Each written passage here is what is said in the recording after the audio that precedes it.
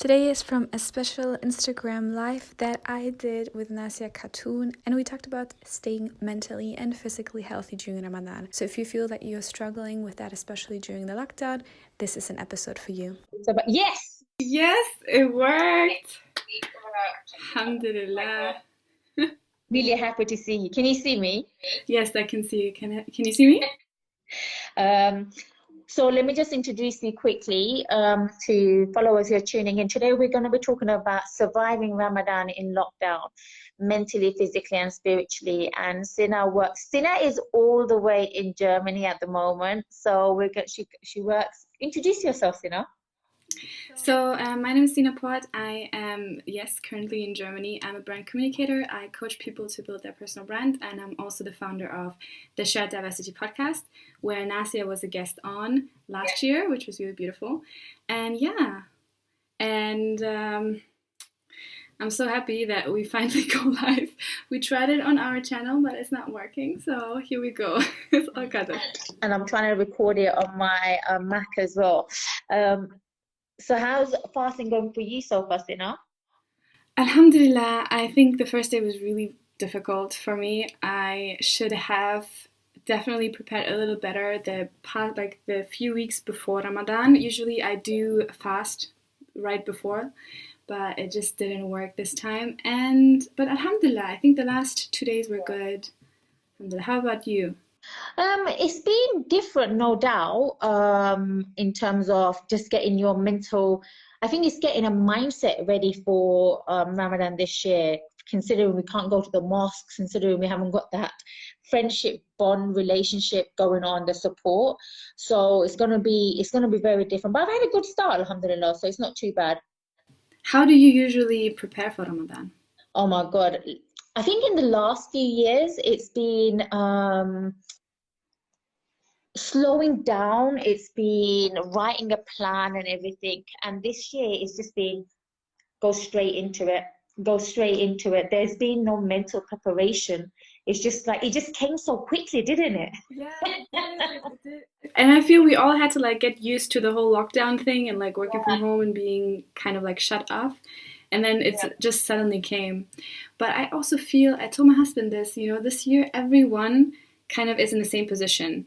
Because here in Germany, especially in the south, I live in a village. We don't have this community anyways. We don't have a masjid nearby.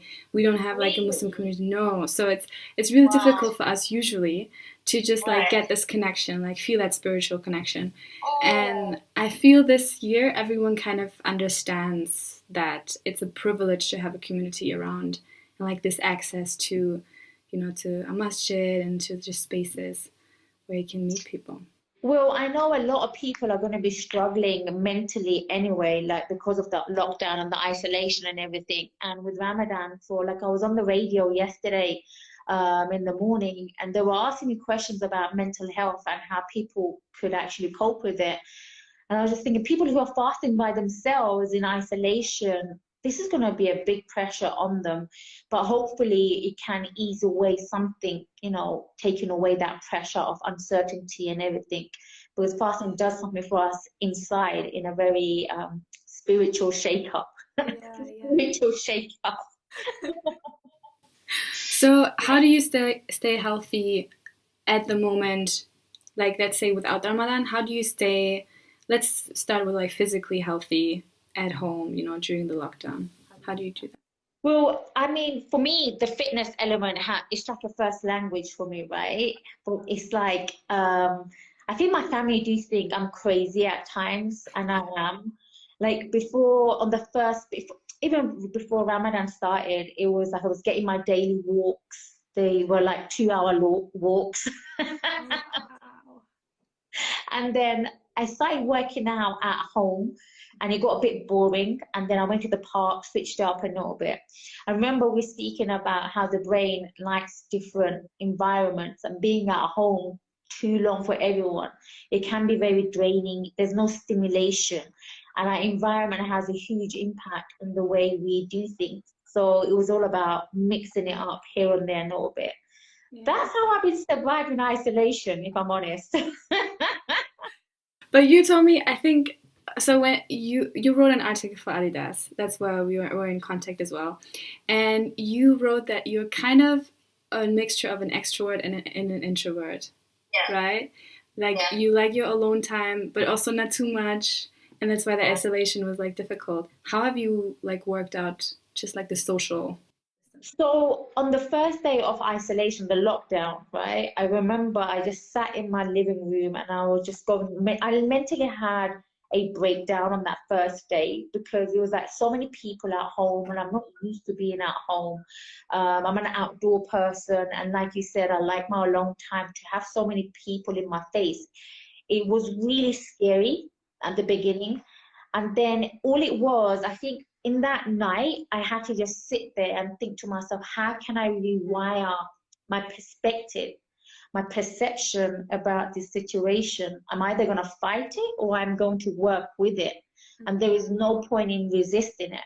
And I think one of the best things I've learned in life is learning how to adapt really quickly.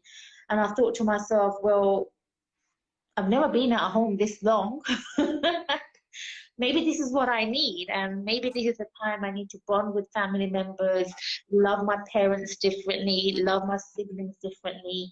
And I had to work with my own energy because when you're aware of who you are and what you bring to the table, it becomes easier, I think, to manage your emotions as well. So that's one of the best things I did.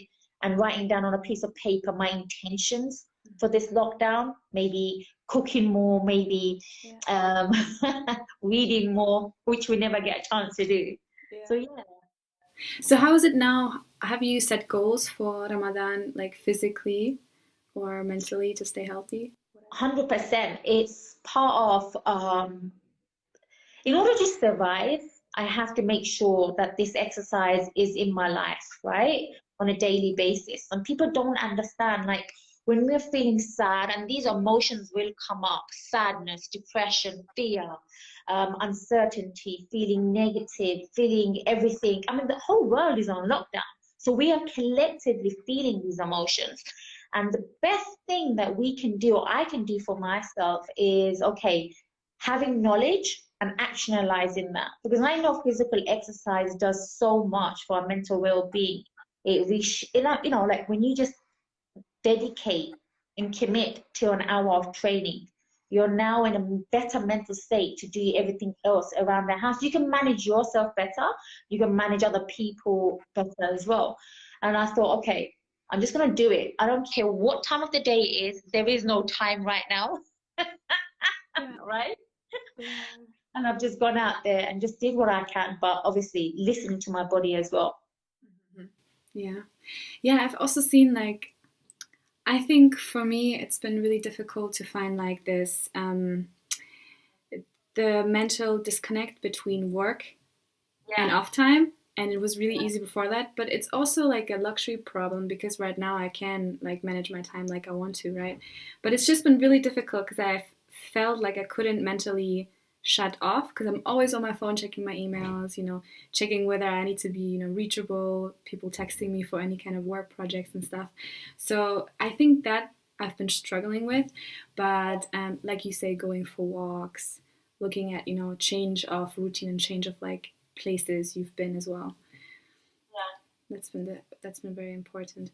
Let me just quickly put into the chat what we're talking about, so people when they come, they know what we're talking about. So have you set any? Okay, so I've talked to some friends of mine who have set like very specific physical goals before the lockdown ends. So they have like this, we don't know when it's going to end, but they have like this push to like keep going and work towards it before we go back to our old routines. Do you have that kind of goal for yourself? No, and I'll tell you why I don't. Because where we're in lockdown, and we don't have access to many gym facilities, like for me, I know how to work my body. I know if I said to myself, okay, the end result has to be a six-pack, I know I'm not going to achieve that. So there's no point in me setting unrealistic physical goals. What I have said to myself is I'm going to move every single day for an hour, okay? And whatever comes out of that it's going to be a bonus, right? Instead of saying my normal goals will be, okay, get strong, get fit, get slimmer and everything. I've gone away from the aesthetic, like looking a certain way, to just thinking, how am I going to cope with my mental well-being? Because that right now is going to be my make or my break. Because if I come out and I've just got a six-pack and I haven't got a good mental well-being, it clashes. Yeah, yeah. And I think a lot of people, like I said, with the eating disorders, we're going to be at home eating a lot. We're going to be bored. We're going to be anxious. So the first comfort we're going to go to is food. And I did that in the first 2 weeks. I ate everything. Yeah. Even when I wasn't hungry. But one of the things I did do was keep up training, which kept me a little bit disciplined. So I moved away from aesthetic goals and just thought of it as movement, and that's it. And how has that changed now with Ramadan, you fasting? Have you adapted the way you move as well? Yeah. I mean, what I've done is just lessen the time of the training.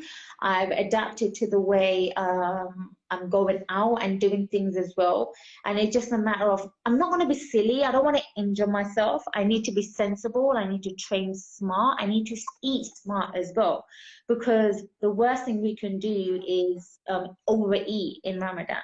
The worst thing that we can do is make bad food choices in Ramadan. So planning ahead, making sure my workouts are written out so I don't overdo it as well. And then I faint. So those are the things I have to work around and just be very, very, very sensible and strict with myself. So what are your routines? Like, what's your weekly or daily plan? So every day I'll wake up. I try to get as much sleep as I can. If I can get 8 hours a day in Ramadan, I'll be fine. I think fasting, the biggest element is the actual sleep, isn't it? When people are sleep deprived, it gets a bit hard. So I'll wake up, I'll do whatever I have to do my prayers, do my Quran if I have to, learn some du'as if I can as well. And then an hour before I break fast, I will test it if I can do a workout, right? If I can't, then I'll eat, I'll pray, and then I'll probably train at 1 o'clock in the morning. The food has digested, I'm a bit more stronger. You're kidding, you're training at 1 o'clock in the morning. Yeah. You're crazy. I do it every Ramadan, so I try to do it before we eat this time round. It's hard. So do you eat suhoor right before Fajr, or do you like eat before like midnight or something? No. I wake up for suhoor. Okay. Otherwise, the period is too short to eat suhoor and your fast food and everything. Yeah. So what is like because there's a lot of people, debating. I mean, it's a sunnah to eat suhoor, but there are a lot of people debating, like, is it better to get sleep or is it better to just like eat something or drink something quickly? What do you think are the advantages, disadvantages? Yeah, I'm eating. Till the last minute, I'm eating. Same. Because you got to remember, the body is designed in such a beautiful way, right? There's a purpose for us to eat suhoor, so the body can actually function and carry on with that fast. And I think people who miss suhoor out to sleep, they're the ones who overeat in iftar time. Yeah. without even realizing. They zone out. They're just like in a coma. Exactly. It's like your body's deprived of food, nutrition. And a lot of people, I do know, they eat like cereal, rice and curry, big meals during that time. And that's not good on the digestive system either. You got to have like slow releasing food or eggs and anything that will keep you full up for a little while as well. Okay, a lot of fluids as well. Yeah, exactly. Yeah. And so I find that overeating part so interesting, because I think the first time I heard about innovation in Islam, I heard overeating was the first bid'ah, like the first innovation, right? And it struck me so much. And I remember also in my master's, I actually talked about, I had like this really spot on master's like degree where I talked about Muslim podcasts about health and fitness. Right. And in those podcasts, a lot of times people were talking about the fact that every time in Ramadan, and I've seen that as well in like in Muslim majority countries, you see people overeating and you see people wasting a lot of food during this time instead of actually going after the mindset of being, mindful and understanding your blessings in food. So I think this time, while we all in isolation worldwide and there's no buffet whatsoever, I think there's going to be way less food wasting, and it makes me really happy. I hope we're going to learn out of this. Inshallah. Inshallah. I think you said something so beautiful there. It's like it goes against the principles of what Islam teaches us, overeating, wasting food and everything. And as an athlete, one of the biggest disciplines we have is training when we don't feel like it. Eating the right food or not going overboard with eating the wrong stuff is also a part of a mindset discipline.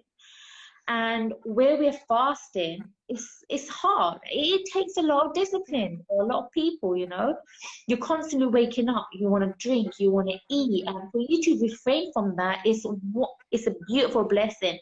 And then when people overdo it, it defeats the purpose of the fast. Yeah. And how do you deal with that? How do you make like meal plans for the week to know what you have for iftar or?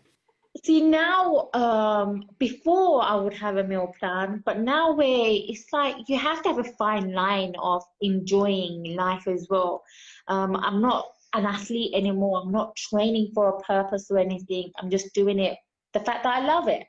And, when you're with a big family, you can't be like, yeah, I'm just going to have a little salad while everybody else has the samosas and everything. So I say have everything in moderation. But also understand this is a very crucial time that we're in. We're in isolation. Our moods are going to be low. Energy is going to be low. So you got to think, like, what food can I eat to enhance my energy, to enhance my mental well-being? And there's a very profound thing I say, see exercise and food as your only medicine right now. Okay, the only medicine that you can have so you can avoid the hospital. You're going to avoid COVID-19. You're going to have a really good, strong body. And with a strong body, you're going to have a strong mindset as well. That's what I think. So how do you, you said your routine is usually to like work out if you can, like an hour before iftar. I've seen that helps me a lot too, because you like really done and then you finally can drink something. Like it just makes a lot of sense. But what do you have like instead of like a full on 1 hour workout? Do you have like a mini version for someone who's really busy working, managing family, working? Of course. People overcomplicate exercise, I think, and they think they need fancy machine, they need equipment. Your body is the first gym that you live in. And I've been saying this for years now. When I discovered that my body is magical, everything else changes. You can do a workout in 5 minutes. And the whole point is to move. The whole point is to raise your heart rate, feel good about yourself. You don't necessarily have to have a big sweat on. As long as you get that little extra dose in, or that dosing for the day, khalas. Start with 5 minutes a day, build it up to 10 minutes. That 10 minutes then becomes 15 minutes. Then that becomes 20. Before you know it, you've done a 40-minute workout. And the main thing is to enjoy it. A lot of people do it because they feel like they have to exercise. When something becomes a chore, it's not fun, right? So we have to find it. Exactly. And one of the biggest things that I do with the transformation with my clients is getting them to understand why they do what they do. That's where the behavior changes. So anything that you start with 5 minutes, you have to carry on every day till you build up a momentum. Yeah. So do things that are easy for you. Do things that you can do. You're respecting your body. You're respecting your mindset. You're respecting and honoring yourself as well. This is part of self-care. This is part of our religion, right? Yeah. To look after ourselves. Yeah. Because this body in the end of the day, it's not ours, right? We get it as like a loan for being on this earth, and then we have to take care of it. And I've also seen something that you said, like if you just repeat it every day, it just becomes something that is in your nature. You just do it automatically at some point in time. And what helped me actually, and I've started this with my mother, I think 5 to 7 years ago, is to attach like small workouts, like 5-minute workouts, to things that you already do anyways, like brushing teeth and brushing your teeth, right? Like getting up in the morning, even like before you get out of the door or something. Like you need to find something that you do anyways every day and like attach it to that, so it becomes part of your routine without you even noticing it as like the workout of the day, and you make it a big thing. That's sometimes also so. I love that. You talk a lot about neuroplasticity, and I love this topic so much because it's just this crazy thought of your brain being able to physically change. Can you explain the concept and why then routines are so important, especially during Ramadan as well, that we get into a routine? Mini break, please don't forget to subscribe. Hit the subscribe button to get the newest and freshest content. People don't understand, like the time you were in your mother's belly, in the last 3 months of trimester, your subconscious mind has been formed or is forming. Okay, so from the time you're born till the age of 7, everything that you learn on those primary years is a blueprint of the things that your parents taught you, the things that you've seen, learned at school, and then it becomes a blueprint. So, for example, if somebody was abused at a young age, they will remember that, and that will have an effect on their adult life. So I say our emotions are always recycled, and it's a product of what happened to us when we were young. So having said that, neuroplasticity is basically that your brain is forever changing, and we have the power to change it. And your brain is a pattern recognition organ. So all it's doing is recognizing patterns that you are doing. So it recognizes bad habits and it recognizes good habits. So we become a product of our daily habits. So if somebody's waking up every day and they remember to brush their teeth and one day they don't, your brain already says, oh, hang on a minute. You cannot walk out of the house because you haven't brushed your teeth, right? It's the same way when we want to learn how to exercise. The more you repeat something, the more you become better at it. So when I started boxing at the beginning of training, I didn't know how to box. I was so ashamed of not knowing how to throw a punch or anything. But the more I repeated myself, the better I got at it. And then it became a secondary, thing for me, like exercise is. It's a language for me, but it became habitual. So it became a part of my everyday life. And this is the power of our brain, our subconscious mind. We have the power to change it. Yeah. And we have the power to actually say, I want to change from this person to this person. Yeah. And that's all neuroplasticity is. And it just means we have to work on it consciously in order to change. Yeah. And how do you do that? Okay, so with physical things, it makes a lot of sense. By the way, beautiful comments. That's the key. Fasting zaps off my energy. I'm going to do my best to work out as that helps me mentally, but let's see. Yeah, it's always connected. I mean, it sounds so basic to say, okay, the physical is always connected with the mental, but it is, like, you will figure that out as you go. But what can you do to really stay mentally healthy, and what routines can you adapt to physically change your brain, like to take advantage of the neuroplasticity? Because with physical stuff, it's like, it makes sense, right? It's something that we can see in activity. Like it's almost also when we, when we pray or we fast or we give something, right? Then it's like the easiest thing because we see that happen. But the weird thing is always the things that are not really, you can't really grasp like the spiritual part. The mindset. So what are routines that you can do? So one of the things that I did early on in my coming out of my depression was every morning I woke up, the first thing I said was Alhamdulillah. We forget to say Alhamdulillah because we're just waking up in a natural state, and say thank you. Those are the 2 things I wake up with, okay? And then after I brush my teeth or whatever I'm doing, I do a gratitude list. Now, gratitude list by far has helped and is scientifically proven to help people to rewire the way they think about themselves and the perception on life. Our environment has a huge impact of the things that we do and why we do the things that we do. But when we change our environment from within, our outer environment changes as well. And when you do a gratitude list, what happens is we're literally sending new neural paths to our brain to signal a positive outlook, a positive attitude towards the day, the intentions for the day. So for example, and I've tested this on a daily basis, when I wake up some days and I'm tired and I'm not feeling happy, and I carry on with that attitude, what happens is the whole day is tired and things don't go according to plan. But the moment I wake up and I say to myself, well, I'm grateful for my bed, I'm grateful for this, I'm grateful for everything, and I send love to my sessions ahead, the people ahead, I find like everything around me just changes, right? It's automatically our brain just goes click, it changes. Because our brains are constantly trying to survive, right? It's on a survival mode. It's not telling you, oh, I'm going to be great today. We have to literally practice it every single day till it becomes second nature to us. So gratitude list is a must. It's a must. Before we go to sleep, again, reflect on how your day went. That way, you already program yourself for the next morning to wake up in a better state. So both are very, very essential. And there's a dua when you wake up that you say, thank Alhamdulillah for waking up and being alive, actually. That's beautiful. I think that's very something very practical that people can apply.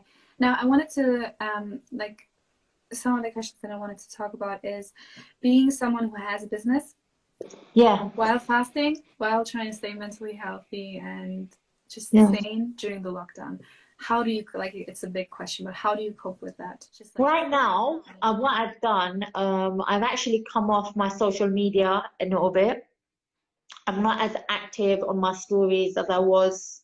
And I thought this is a perfect time for me to step back and gain some composure in my work and everything. Well, I'm not going to work at the moment and I'm not doing anything online. So maybe I'm working around on other things that I can do as well to give value to my customers and my clients and my followers. And I took social media, Facebook, off my phone as well, so I'm not constantly on there. Because it's easy just to do that while you're not doing anything. And then I'm just actually literally topping up on my education, because that for me is important. And then I'm actually literally focusing on how can I better myself during Ramadan time and in this lockdown as well. And that's important that I have that within myself. And I always say, I said to my sister the other day, I'm glad lockdown has happened while I am here now in this state. If this was me 5 years ago, I'm not sure how I would have coped. So there's ways of us looking at this and thinking, okay, what do I want out of myself? How do I better myself? And you have to keep asking yourself these questions every day. I don't watch television, Sina. You don't? No, I haven't. I think I've watched 2 films in this lockdown because my brain is constantly ticking. I could be reading, I could be learning. Yes. Yes. So what do you learn? What kind of things are you doing? What are the things that you consume? So right now I'm writing my ebook on things that I can actually serve my clients as well, on 5 reasons why people aren't losing weight and what the fitness industry doesn't teach us. So I'm just finishing that up. That is kind of a good task I've set myself. And I'm just literally topping up on neuroscience and just going through all my material again and just making sure whoever needs me, I'm there. Yeah. Nice. Yeah. Yeah, I've also seen that it's much more important. I mean, consumption is going up now, obviously. You know, Netflix, YouTube, they're both lowering their speed, streaming speed, because there are so many people watching. It's crazy. It's literally crazy. But I've really seen that like you are doing it, it's you much more feel like yourself and human and sane when you create more than you consume. Yes. Creating makes us human, right? Creating makes us feel like we are some kind of value on this earth, like some kind of purpose. And consuming is the part where we try then go into this rabbit hole of comparing ourselves with others, like seeing how our life is not like everyone others on social media. Yeah. Maybe also seeing what other people doing with their business, and maybe you're not as productive as those people, right? Oh, yeah. So creating more than you consume has been such a big part of my routine to just stay mentally strong. I know. And it's really hard when you compare yourself. Like I had that this morning. I'm like thinking, am I doing enough? That person is doing more than I am. And then you have to remind yourself, okay, you've done, give praise to the things you've achieved so far and just start new. Every morning you're starting a new chapter. And I have to keep saying to myself, I'm doing okay for where I am. Yeah. It's hard. It's your journey, but there's a lot of things also that I've seen where there's not a one-way road to success, right? No, exactly. Being a business or like being healthy. I mean, there are things that you should be doing where if you're not doing them and you're not trying them, then it's probably you're not achieving. But there are some things you just need to go the way that works for you. Like for me, I've had some webinars last week. I was like constantly online. I was constantly talking, and at some point I feel my throat like closing up, and I feel I couldn't breathe. And during the webinar, like I was so not confident, not because I was confident for the things that I was saying and that they were making sense and they were giving value to people, right? But I wasn't confident because I didn't breathe properly, and I couldn't breathe. Right. And I actually had to go to the doctor the next day.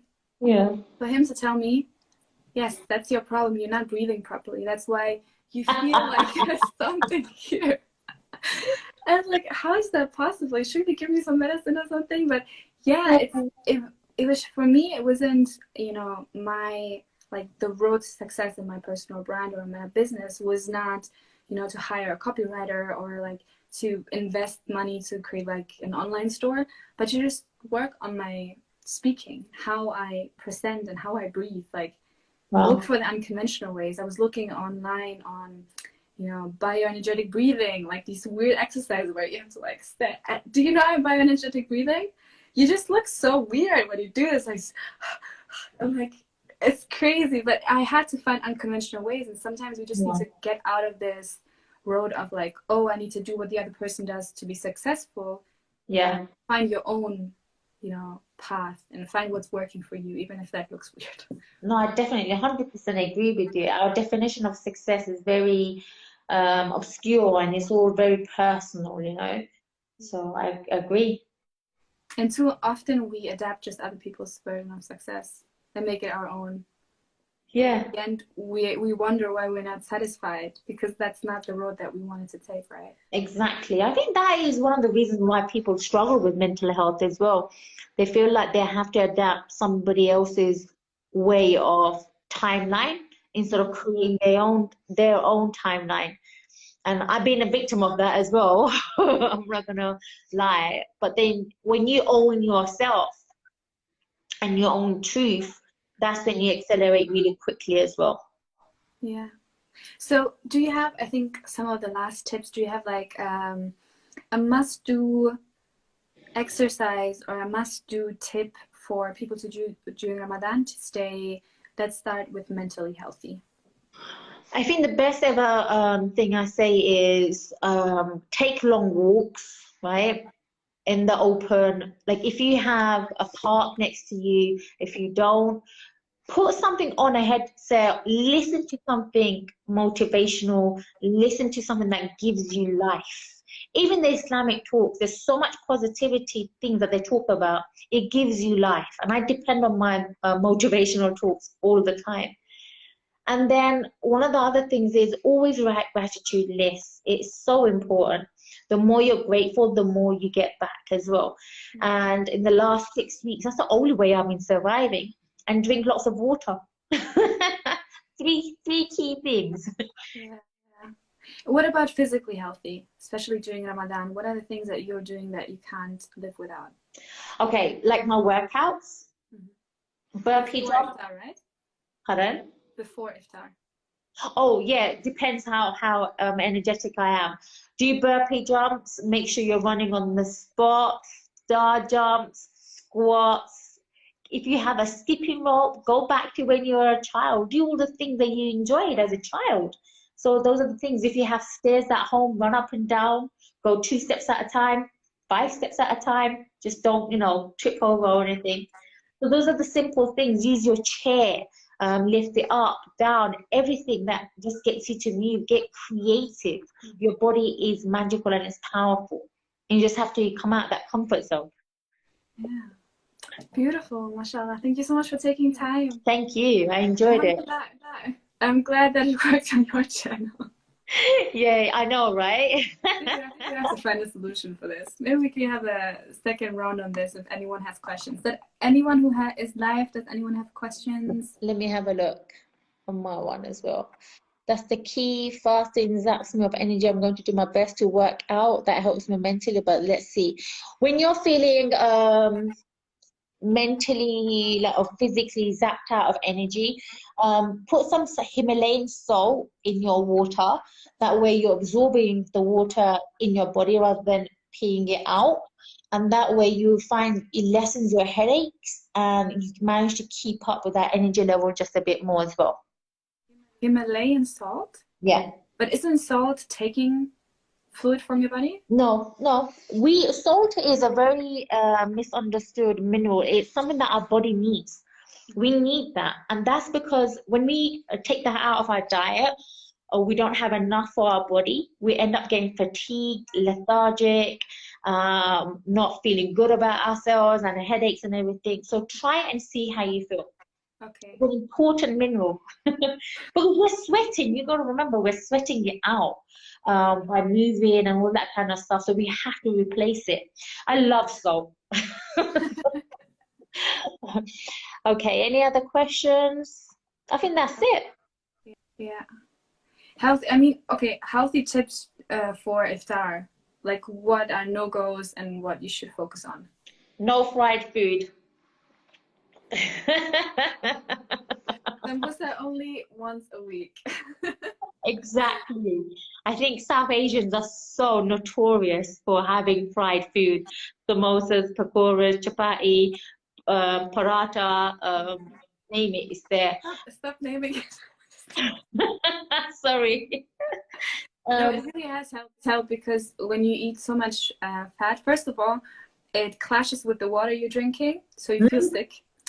And it just takes I feel it takes so much fluid from you. So when it's time for Fajr, you're like just drained, and it makes you sleep. Like you just need to take a nap after Maghrib, which is not the best if you only have like 4 hours in between. Yeah, just keep your meals like really simplistic. Like focus on fruit, fresh fruit, big salads, okay, and have protein source, okay, because you need to feed your muscle as well, and a little bit of carbs, okay, and that's it. That's all you need to do. There's no point in overcomplicating your meals.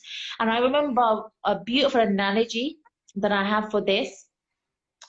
Imagine you put a starter in, a main course, and a dessert, and you are churning it in a bowl yourself. How would that food look? Disgusting, right? That's exactly what our stomach is doing when we put that in there. And it's overworking for it to be processed. And it's hard to do. That's why we feel more tired after iftar sometimes, depending on the food that we eat. Yeah. So keep it very simple. How can we avoid the dip in energy that we experience during the day when we fast? Take a nap, honestly. It's sunnah after duhur anyways to take a nap, and that's the best time to take a nap, to be honest. Yeah, and if you're feeling extremely tired, just look back at what you're eating for suhoor and what you're eating for iftar the night before. That usually should help you to actually have a better day the next day as well. And what has helped me as well was meditating throughout the day. Because sometimes you don't feel like sleeping, or you feel like, okay, you're gonna crash now. Meditating really helps me sometimes just like calm down. You know, there's not much energy involved, but you feel more fresh afterwards. I usually fall asleep every time I meditate. It's okay. Why not? Work as well. Suggest some best protein foods. I mean, I like lentils, any kind of beans, lentils. I like that as a protein. And dal, couscous, And obviously your meat sources and all that stuff. Meat, yeah. But cut down on meat if you can a little bit. Yeah, it also makes you feel so sleepy, Yeah. especially if you don't have organic meats. Yes. Where you have all the medicine from the animal inside of it. Yeah, exactly. Hope you all loved this conversation and got value out of it for this Ramadan. If you want to join giveaways and be part of our Instagram lives, check us out on Instagram at Share Diversity. If you think someone needs to hear this message, share it with her, subscribe to our YouTube channel, and check out our podcast to stay educated on the go. And I'll see you next time, inshallah. Assalamu alaikum.